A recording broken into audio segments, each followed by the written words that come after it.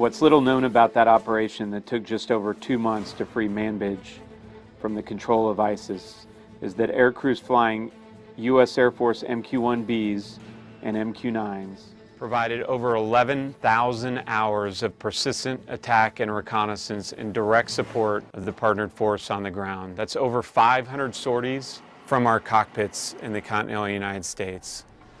I think the most difficult thing about being a sensor operator during this offensive was keeping mentally and physically focused on what was going on, because at any given time we were sent over to help out if we were nearby, and I always had to be mentally prepared to release weapons and to get rid of the enemy assets to make sure our guys on the ground were safe.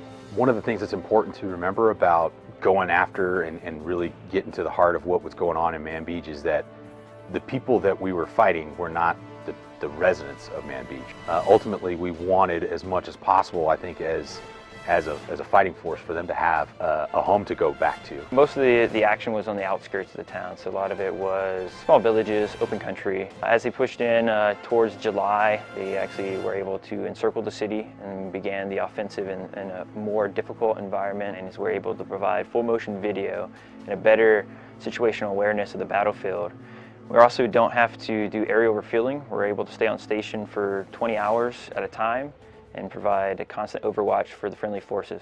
One of the things that I saw in Manbij that I thought was truly unique was the proximity, where we can be a lot more precise with the weapon. We can have the effect that we need to have, which is to strike at enemy forces, to strike at enemy vehicles, enemy weapons, caches or something like that, without turning an entire building into rubble.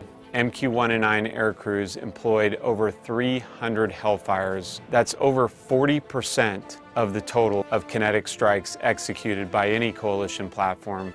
It was very rewarding for my squadron to see the results of their disciplined use of air power. When, in late August, we saw the video that was coming out of Manbij, the video of the men, women, and children reclaiming their city, they were very happy to be free from ISIS rule. And we were absolutely proud to play a critical part in the liberation of this city and to making their lives better.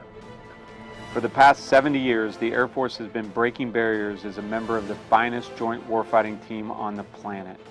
And what that joint warfighting team accomplished in Manbij, with our coalition partners in the air and partnered forces on the ground, is evidence of the fact that the military defeat of ISIS is inevitable.